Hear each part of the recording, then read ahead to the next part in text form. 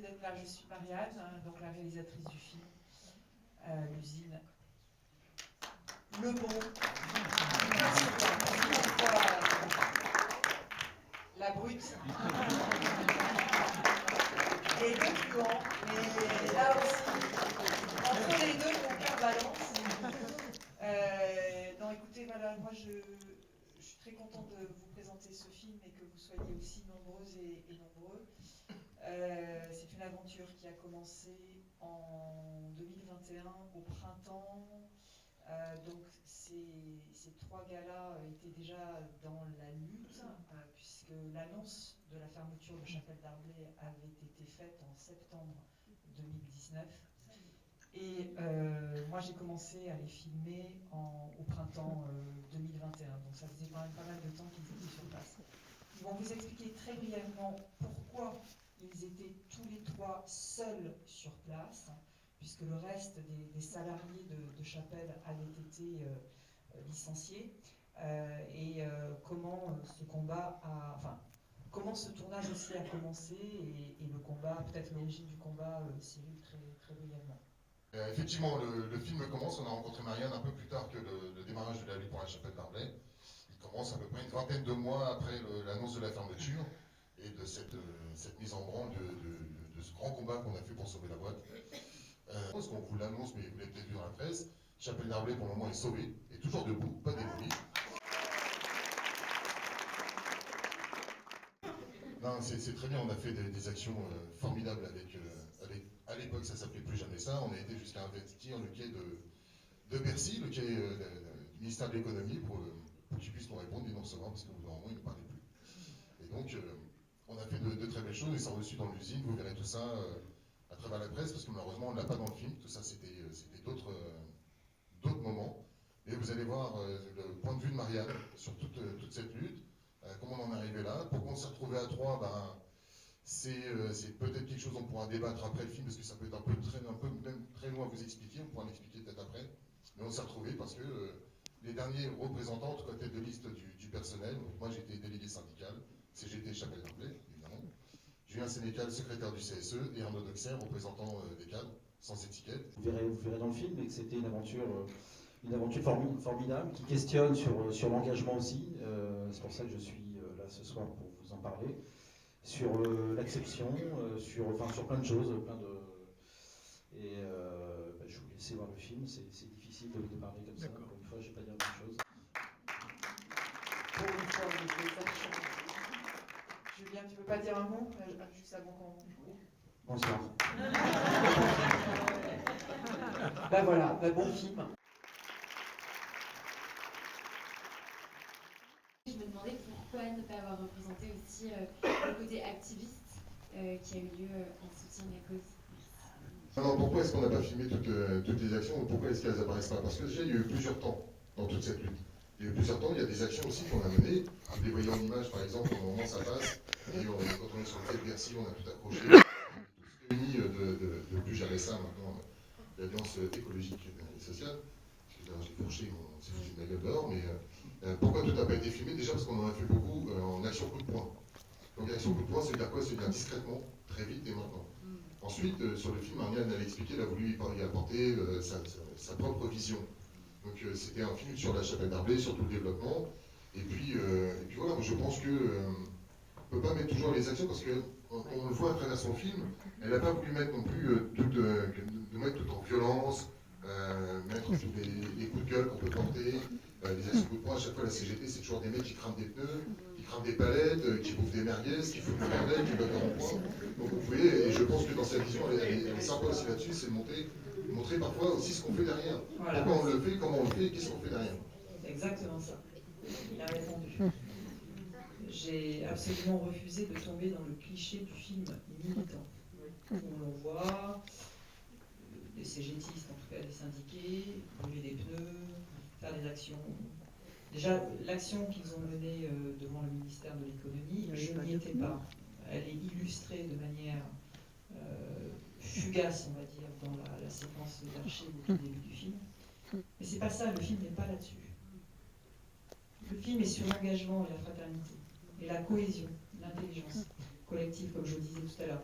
Et donc je refusais absolument, avec le monteur, de tomber dans le piège, de faire un film, encore un film, où on montre la colère, les pneus qui brûlent, les merguez, etc. Ça existe, hein, ils l'ont fait aussi, hein, il n'y a aucun problème. Mais pas beaucoup en plus, non, je pense, parce que leur nature fait que, leur démarche fait que, on est plus sur quelque chose de stratégique et d'intellectuel presque. Et c'est ça qui m'intéresse. En fait, moi, ce que j'ai voulu montrer à travers ce film, là encore, je ne sais pas si vous l'avez ressenti comme cela, mais c'est un visage renouvelé du syndicalisme. Et c'est important, parce que souvent, le syndicalisme, ou en tout cas les syndiqués, les syndicalistes, sont portraitisés par les médias de manière assez simpliste et manichéenne, et je crois qu'il y a beaucoup plus que cela derrière ces images qui sont transmises par les médias. Il y a des hommes et des femmes qui sont extrêmement attachants, intelligents, constructifs, ouverts, qui se posent aussi les questions aujourd'hui de l'urgence climatique et comment la prendre en considération. C'est la question sociale liée à la question écologique. Donc les actions militantes, oui, et puis en même temps, non, parce qu'il y avait déjà eu beaucoup de choses déjà de fait sur ça.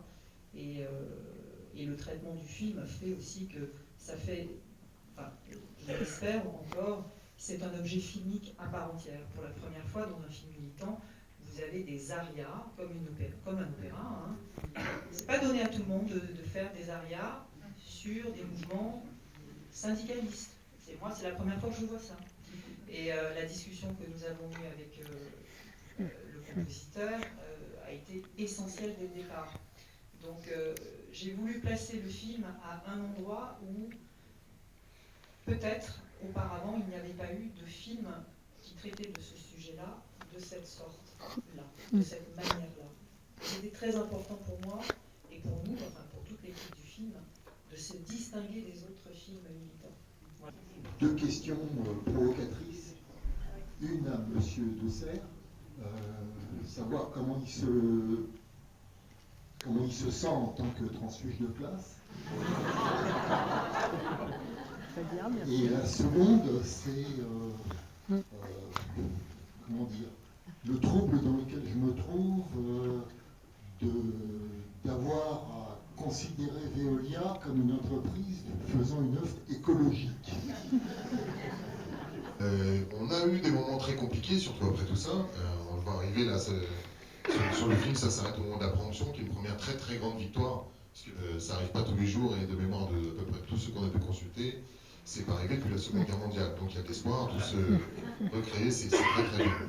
Mais on tient le coup, on est toujours là, même si on passe toujours des moments un peu difficiles. Je pense qu'on pourra se poser, on le dit parfois peu, mais je pense que nous trois on s'assiera quand la fumée redémarrera et que les copains retourneront dans l'usine, là on pourra vraiment s'asseoir. Et voilà, alors la deuxième question, on va en prendre trois. Alors, la deuxième question c'était... comment vont les patrons? Non, les conditions de tournage, ça a été très compliqué. Au démarrage, c'était assez facile. On s'est, dans différentes instances, on s'est imposé. Et on a pris le rôle de la direction, en fait, puisque la direction étant pas dans le coin, ni ancrée dans le coin, étant partie carrément dans l'est de la France, on s'est imposé. Ensuite, quand est arrivée la fin de cette période, de cette année qu'on a réussi à gagner, sur le site, là ils ont fermé, ils ont verrouillé complètement le site en disant voilà, vous pouvez entrer, vous ne pouvez pas des intérieurs rentrer, mais pour tous les autres c'était interdit. Et donc il a fallu, pareil, trouver des astuces, des subterfuges pour pouvoir continuer à avoir des images, continuer à alimenter. Et ça a été très compliqué, enfin surtout pour Marianne, parce qu'on continuait toute cette lutte. Et après le procédé, alors là on pourra se voir après pour prendre un café, mais c'est une usine, je l'appelle d'emblée, c'est une usine, c'était la seule au moment de sa fermeture à fabriquer du papier journal 100% recyclé. Et donc ça veut dire quoi? Ça veut dire que maintenant il y en a une autre qui s'est transformée assez récemment en papier journal 100% recyclé, encore heureux, mais on a initié à la Chapelle d'Arblay le principe du recyclage de vieux papier. Donc les poubelles jaunes, les collectivités, les collectes et autres, tout ça arrivait, c'est organisé, hein, ça existait déjà, mais ça s'est organisé de plus en plus, et ça arrivait à 100% tout autour de Chapelle d'Arblay, puisqu'on était les premiers gros consommateurs de papier graphique à recycler. Donc tout ce que vous foutiez dans les poubelles, tout ce qui était collecté, on le récupérer pour en faire un nouveau papier. On ne récupérait pas que les papiers journal, on récupérait tous les types de papiers et on le transformait, on le désancrait et on le transformait en papier journal. Bonsoir, merci d'être là et merci pour le film.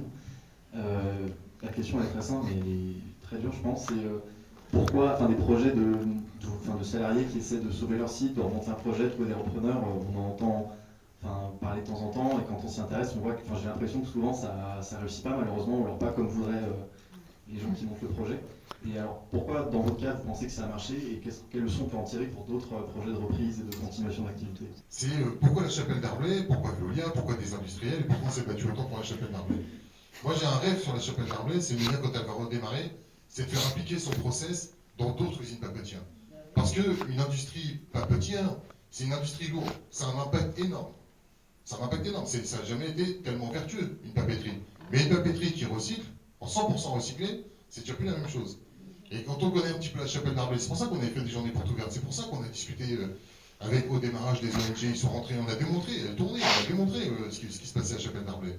Et chapelle d'Arblay, c'est quoi? Chapelle d'Arblay, c'est 2 machines à papier, une seule qui est encore en activité, c'est une chaudière biomasse qui est capable de brûler ses propres déchets pour fabriquer de la vapeur dont elle a besoin, c'est une station d'épuration biologique, c'est, de mémoire Arnaud, c'est l'équivalent de 24 millions d'habitants trieurs qui arrivent à la chapelle, c'est une turbine pour fabriquer notre électricité, c'est ça la chapelle d'Arblay. Et donc c'est ça, c'était, à mon avis, si Veolia s'est approché aussi, c'est parce qu'ils se sont dit, il y a quand même quelque chose à faire sur une caution verte.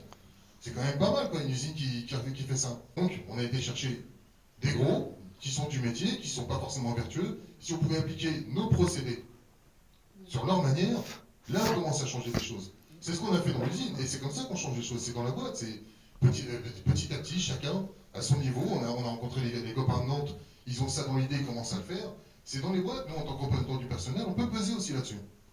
On peut peser dans la boîte en disant non, je veux pas que ce soit comme ça, non, je veux pas que les poubelles elles soient enterrées, non, je veux pas que ça parte comme ça, oui, à tel endroit on fait ça, et on commence comme ça. Et nous on avait une usine qui était vraiment nickel, alors ouais, une industrie comme ça a un impact, mais on n'est pas obligé de le faire n'importe comment. Et c'était ça la chapelle d'Arblay, c'est pour ça qu'on se bat pour la sauver. Bravo.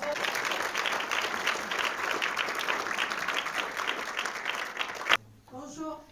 D'abord, merci parce que c'est un film magnifique et j'allais dire ça se termine. Je ne voulais pas porter la poisse, mais bon, on a l'impression que ça se termine bien quand même. Donc, ma question c'était par rapport au droit, à la préemption de la ville, de la région, de la métropole. Pourquoi passer par... Je ne comprends pas la nécessité de passer par cette préemption de la métropole avant le rachat par le repreneur. Parce qu'il fallait contrarier le choix du propriétaire. Le propriétaire avait fait un autre choix, donc la promesse de vente était déjà signée. Donc le fait de préempter, ça suspendait cette vente en cours, et le fait que la préemption soit... qu'il ait usé et réalisé le droit de préemption, là ça cassait la vente. Et c'est pour ça que c'était important pour nous de ne pas être licenciés, parce qu'on pesait encore, même si on n'avait qu'un rôle purement consultatif, notre avis n'était absolument pas, ne comptait pas, mais il était nécessaire, obligatoire, dans le cadre des procédures. Donc c'est aussi ça, la réussite d'un projet, c'est user de toutes les voies de droit pour pouvoir contrarier l'objectif qui est voulu par l'industriel qui s'en va. Donc c'est pour ça que la préemption qu'on avait identifiée très tôt était la seule chose possible pour arriver à nos fins. Et comme le disait le patron de la métropole au tout début, comme vous avez vu, je crois que c'était 1 an ou 2 ans auparavant. Déjà bravo pour ce combat, c'est touchant. J'avais une question pour Marianne Larafi. J'aimerais savoir pourquoi ce film, comment vous êtes arrivé à... Est-ce que vous aviez le sujet et vous avez cherché un terrain, ou est-ce que vous avez pris connaissance vraiment, vous avez découvert la papeterie de la chapelle d'Arblay et vous avez eu envie de faire ce sujet? Dans quel sens En fait, ça s'est fait de manière plutôt logique. Je venais de réaliser un film sur le travail pour Arte, Vive le travail, en 2 parties, je ne sais pas si certaines personnes ici l'ont vu. Et donc j'ai été amenée à réfléchir au monde du travail. Et durant mes 2 ans de tournage pour ce film-là pour Arte, j'étais perpétuellement confrontée à la question du rôle du syndicat dans notre société aujourd'hui, et surtout à l'heure du changement climatique. J'imagine qu'il y a plein de choses qui ont été filmées qui n'ont pas pu être mises dans le documentaire, parmi les nombreuses heures de rush. Qu'est-ce qui, en tant que réalisatrice ou vous en tant qu'acteur, protagoniste, quels sont les choix que vous avez dû faire à écarter et qu'est-ce qu'on n'a pas vu ce soir? Moi, c'est que mon avis personnel, mais il y a une séquence qu'on n'a pas vue au moment de la victoire. La première chose qu'on a fait, Cyril, Arnaud et moi-même, c'est de remercier nos compagnes, nos femmes, parce que dans un tel engagement aussi longtemps, derrière il y a des femmes et des enfants qui malgré tout ça subissent. Comme Arnaud disait, on a été embarqués dans cette lutte et en fait on n'a pas fait attention parfois et on n'a pas compté nos heures. On a passé énormément de temps à l'usine, on a passé énormément de temps loin de nos familles. Et donc le premier merci, on le redit à chaque fois, c'est envers elles, envers nos familles. Parce que c'est pas que nous qui luttons, hein, c'est toute cette famille-là. Donc ce moment-là, j'aurais bien aimé qu'on puisse voir nos familles. Mais on n'a rien à s'en foutre, clairement. C'est vrai. C'était une question par rapport aux salariés qui, voilà, qu'est-ce qu'ils ont fait pendant ce nombre d'années où ils ne travaillaient pas et comment ils vont se réapproprier leur outil de travail. L'annonce en septembre 2019, donc un an plus tard, ils ont été tous licenciés, à part nous trois, puisque l'inspecteur du travail a refusé notre licenciement. On avait à peu près une quarantaine de personnes qui étaient en pré-retraite ou retraitables, donc 40 personnes qui sont parties dans un plan. On a eu à peu près une dizaine de créations d'entreprises, des personnes qui ont voulu faire autre chose, parce qu'ils ont peut-être eu marre aussi d'une dizaine de PSE, puis ils avaient envie de changer. On a réussi à faire un plan de formation. Et pour la plupart des personnes, on leur avait dit en fait à une des dernières assemblées du personnel, formez-vous, retrouvez du travail, nous on va essayer de sauver l'usine et quand ça sera le moment vous pourrez revenir. Sauf qu'entre le moment où on a dit ça et aujourd'hui, ça fait beaucoup de temps. Donc la plupart des salariés, majoritairement hommes en industrie, ils sont retournés en industrie dans la vallée de la Seine, là où on se situe en Seine-Maritime. Il y a 3 à 4 boîtes d'industrie papetière. Donc il y en a beaucoup qui ont été voir voilà, chez les autres copains comment ça se passait. Et la question du savoir-faire, c'est vraiment une problématique, mais on va dire une bonne problématique au moment où l'usine va redémarrer, à travers des plans de formation. On espère retrouver une majorité d'anciens salariés, puisque pour la plupart, ils ont fait leur vie autour de l'usine, donc ils habitent pas très loin, donc une question de trajet, ça peut être idéal, mais aussi une question de salaire. Donc si on leur propose mieux à Chapelle d'Arby, ils reviendront. Sinon, je pense qu'ils commencent à trouver un équilibre de vie ou pas. La question, c'est on voit très peu les patrons, on les entend pas du tout, quasiment. Donc je voulais savoir un peu comment s'étaient passés les rapports avec l'équipe du tournage et dans quelles conditions vous avez eu des autorisations de filmer, de ne pas filmer, etc. Merci. Patron, ça c'est une bonne question. Le groupe papetier qui a décidé de fermer l'usine, c'est un groupe de multinationale. Le siège est à Helsinki. Donc c'est toute cette problématique au-delà de la fermeture du site, de l'incapacité qu'ont les représentants du personnel à aller capter directement le décideur. Le décideur, en l'occurrence, il était à Helsinki. Il y avait un faux siège à Levallois, il y a un faux siège à Levallois, et le patron du site, voilà, qui doit être directeur général, reste patron d'un site de production et pas d'un centre de profit. Donc il n'a aucun moyen de décision. Donc ça, c'est pour ça que vous ne les voyez quasiment pas. Et puis, comme l'a rappelé Marianne, quand des groupes cherchent à délocaliser, le syndicat, en général, prend le relais du DRH et de la direction pour gérer les affaires courantes. Donc ça, c'est un problème qui s'est posé pour nous, mais qui se pose pour beaucoup d'autres sites qui, malheureusement, ferment, avec des sièges complètement à l'étranger. Après, notre situation, elle n'est pas simple, parce que quand on est dans l'action, on ne se pose pas de questions. Là, aujourd'hui, le calendrier qui a pour objet, pour l'industriel, de finaliser son financement, donc ça prend beaucoup de temps, un calendrier qui n'est plus le nôtre, en tout cas qui n'est plus le mien. Et donc oui, là, ça crée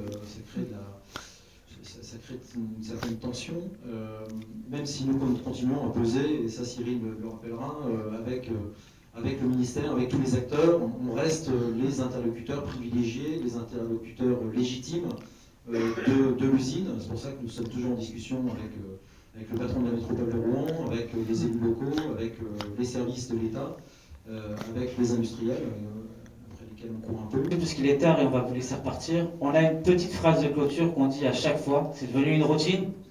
Je vais réussir, je me suis entraîné.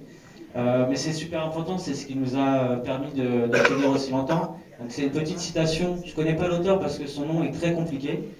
Mais cette citation dit « Ceux qui luttent ne sont pas sûrs de gagner, mais ceux qui ne luttent pas sont sûrs de perdre. » Voilà. Et ça, nous, on l'applique dans tout. C'est-à-dire que là, on parle de sauvegarde d'usine, mais moi, je pense aussi à des personnes, des fois, au niveau familial, des personnes, des fois, âgées, quand ils ont un combat, une maladie, qu'ils n'abandonnent pas de lutter, parce que c'est ça qui fait maintenir. Donc, toujours se battre.